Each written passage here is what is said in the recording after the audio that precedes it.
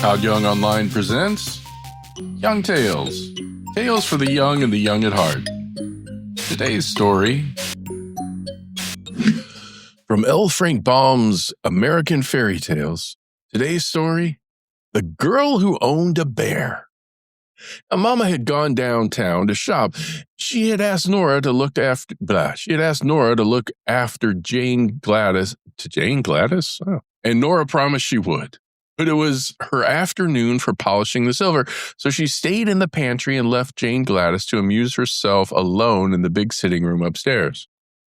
The little girl did not mind being alone, for she was working on her first piece of embroidery, a sofa pillow for Papa's birthday present.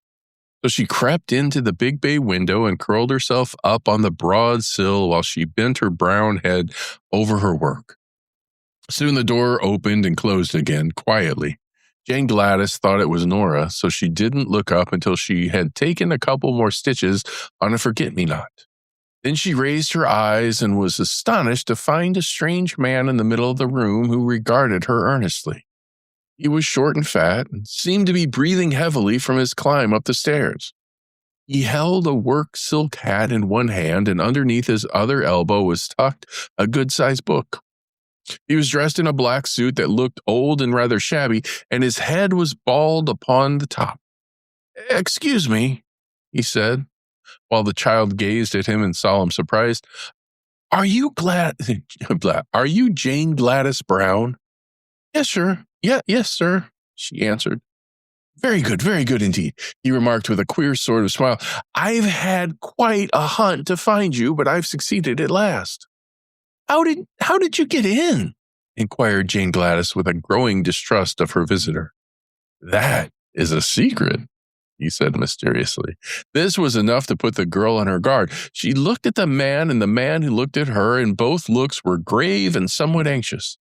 "What do you want?" she asked, straightening herself up with a dignified air.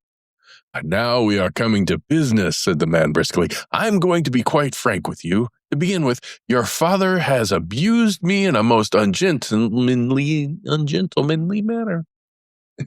Jane Gladys got off the windowsill and pointed her small finger at the door. "Leave this room immediately," she cried, her voice trembling with indignation. "My papa is the best man in the world. He never abused anybody." "Allow me to explain, please," said the visitor, without paying any attention to her request to go away.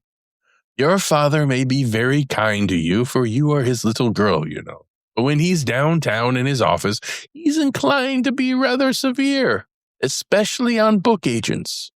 Now, I called on him the other day and asked him to buy this complete works of Peter Smith. And what do you suppose he did?" She said nothing.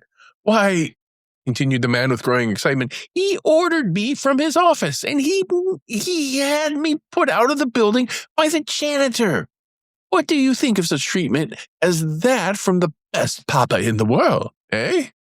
"I think he was quite right," said Jane Gladys. "Oh, you do? Well," said the man, "I resolved to be revenged for the insult.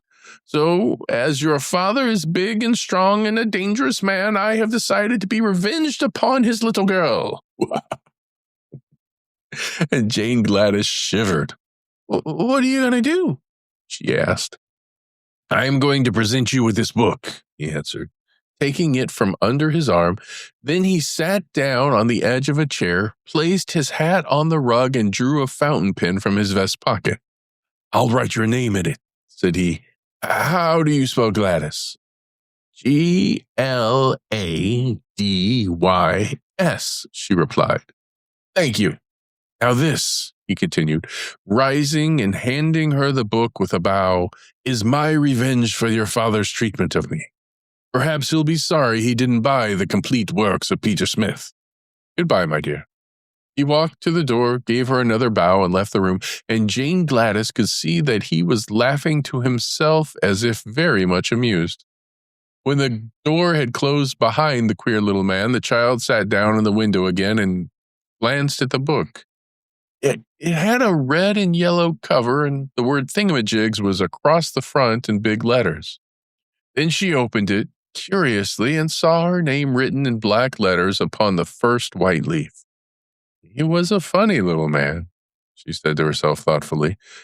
She turned the next leaf and saw a big picture of a clown dressed in green and red and yellow and having a very white face with 3 cornered spots of red on each cheek and over the eyes. While she looked at this book, the book trembled in her hands. While she looked at this, the book trembled in her hands. Okay.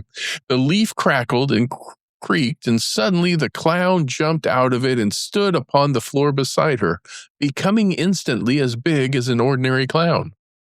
After stretching his arms and legs and yawning in a rather impolite manner, he gave a silly chuckle and said, "This is better. You don't know how cramped one gets standing so long upon a page of flat paper." Perhaps you can imagine how startled Jane Gladys was and how she stared at the clown who had just leaped out of the book. "You didn't expect anything of the sort, did you?" he asked, leering at her in clown fashion. Then he turned around to take a look at the room, and Jane Gladys laughed in spite of her astonishment. "What amuses you?" demanded the clown. "Why, the back of you is all white," cried the girl. "You're only a clown in front of you." "Quite likely," he returned in an annoyed tone. "The artist made a very front view of me. He wasn't expected to make the back of me, for that was against the page of the book." "But it makes you look so funny," said Jane Gladys, laughing until her eyes were most moist with tears. The clown looked sulky. Yes, he did, and sat down upon a chair so she couldn't see his back. "I'm not the only thing in the book," he remarked crossly. This reminded her to turn another page, and she had scarcely noted that it contained the picture of a monkey when the animal sprang from the book with a great crumpling of paper and landed upon the window seat beside her. "Hee," chattered the creature, springing to the girl's shoulder and then to the center table. "This is great fun. Now I can be a real monkey instead of a picture of one." "Real monkeys can't talk," said Jane Gladys reprovingly. "How do you know? Have you ever been one yourself?" inquired the animal, and then he laughed loudly, and the clown laughed too, as if he enjoyed the remark. The girl was quite bewildered by this. She thoughtlessly turned another leaf, and before she had time to look twice, a gray donkey leapt from the book and stumbled from the window seat to the floor with a great clatter. "You're clumsy enough, I'm sure," said the child indignantly, for the beast had nearly upset her. "Clumsy? And why not?" demanded the donkey with an angry voice. "If the fool artist had drawn you out of perspective as he did me, I guess you'd be clumsy yourself." "What's wrong with you?" asked Jane Gladys. "My front and rear legs on the left side are nearly 6 inches too short, and that's what's the matter. If that artist didn't know how to draw properly, why did he try to make a donkey at all?" "I don't know," replied the child, seeing an answer was expected. "I can hardly stand up," grumbled the donkey, and the least little thing will topple me over." "Don't mind that," said the monkey, making a spring at the chandelier and swinging from it by his tail until Jane Gladys feared he would knock all the globes off. "The same artist has made my ears as big as that clown's, and everyone knows a monkey hasn't any ears to speak of, much less draw." "He should be prosecuted," remarked the clown gloomily. "I haven't any back." Jane Gladys looked from one to the other with a puzzled expression upon her sweet face and turned another page of the book. Swift as a flash, there sprang over her shoulder a tawny, spotted leopard, which landed upon the back of a big leather armchair and turned upon the others with a fierce movement. The monkey climbed to the top of the chandelier and chattered with its fright. The donkey tried to run and straightway tipped over on his left side, and the clown grew paler than ever, but he sat still in his chair and gave a low whistle of surprise. The leopard crouched upon the back of the chair, lashed his tail from side to side, and glared at all of them by turns, including Jane Gladys. "Which of us are you going to attack first?" asked the donkey, trying hard to get up on his feet again. "I can't attack any of you," snarled the leopard. "The artist made my mouth shut. so I haven't any teeth, and he forgot to make my claws. But I'm a frightful-looking creature nevertheless, am I not?" "Oh, yes," said the clown indifferently. "I suppose you're frightful-looking enough, but if you have no teeth or claws, we don't mind your looks at all." This so annoyed the leopard that he growled horribly, and the monkey laughed at him. Just then the book slipped from the girl's lap, and as she made a movement to catch it, one of the pages near the back opened wide. She caught a glimpse of a fierce grizzly bear looking at her from the page and quickly threw the book from her.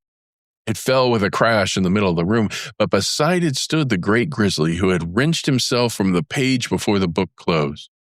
"Now," cried the leopard from his perch, "you'd better look out for yourselves. You can't laugh at him as you did me. The bear has both teeth and claws." "Indeed I have," said the bear in a low, deep, growling voice, "and I know how to use them too. If you read in that book, you'll find I'm described as a horrible, cruel, and remorseless grizzly whose only business in life is to eat up little girls, shoes, dresses, ribbons, and all. And then, the author says, I smack my lips and glory in my wickedness. Wah." "That's awful," said the donkey, sitting upon his haunches and shaking his head sadly. "What do you suppose possessed the author to make you so hungry for girls? You eat animals also?" "The author does not mention my eating anything but little girls," replied the bear. "Very good," remarked the clown, drawing a long breath of relief. "You may begin eating Jane Gladys as soon as you wish. She laughed because I had no back. And she laughed because my legs are out of perspective," brayed the donkey. "But you also deserve to be eaten," screamed the leopard from the back of the leather chair, "for you laughed and poked fun at me because I had no claws or teeth. Don't you suppose, Mr. Grizzly, you could manage to eat a clown, a donkey, and a monkey after you finish the girl?" "Perhaps so, and a leopard into the bargain," growled the bear. "It will depend on how hungry I am, but I must begin on the little girl first, because the author says I prefer little girls to anything." Jane Gladys was much frightened on hearing this conversation, and she began to realize what the man meant when he said he gave her the book to be revenged. Surely Papa wouldn't be sorry he hadn't brought this complete works of Peter Smith when he came home and found his little girl eaten up by a grizzly bear, shoes, dress, ribbons, and all. The bear stood up and balanced himself on his rear legs. "This is the way I look in the book," he said. "Now watch me eat the little girl." He advanced slowly toward Jane Gladys, and the monkey, the leopard, the donkey, and the clown all stood in a circle and watched the bear with much interest. But before the grizzly reached her, the child had a sudden thought and cried out, "Stop! You mustn't eat me. It would be wrong." "Why?" asked the bear in surprise. "Because I own you. You're my private property," she answered. I don't see how you make that out," said the bear in a disappointed tone. "Why, the book was given to me. My name's on the front leaf, and you belong by rights in the book, so you mustn't dare eat your owner." And the grizzly hesitated. "Can any of you read?" he asked. "I can," said the clown. "Then see if she speaks the truth. Is her name really in that book?" The clown picked it up and looked at the name. "It is," he said. "Jane Gladys Brown, and written quite plainly in big letters." "Ugh," sighed the bear. "And of course I can't eat her," he decided. That author is as disappointing as most authors are." "But he's not as bad as the artist," exclaimed the donkey, who was still trying to stand up straight. "The fault lies with yourselves," said Jane Gladys severely. "Why didn't you stay in the book where you were put?" The animals looked at each other in a foolish way, and the clown blushed under his white paint. "Really?" began the bear, and then he stopped short. The doorbell rang loudly. "It's Mama!" cried Jane Gladys, springing to her feet. "She's come home at last. Now, you stupid creatures." But she was interrupted by them all making a rush for the book. There was a swish and a whir and a rustling of leaves, and an instant later the book lay upon the floor looking just like any other book, while Jane Gladys's strange companions had all disappeared. This story should teach us to think quickly and clearly upon all occasions. For had Jane Gladys not remembered that she owned the bear, he probably would have eaten her before the bell rang. And here's where we end for today. Young Tales is produced and narrated by Todd Young from Todd Young Online. If you enjoyed this, please like and subscribe and join us next time for another story.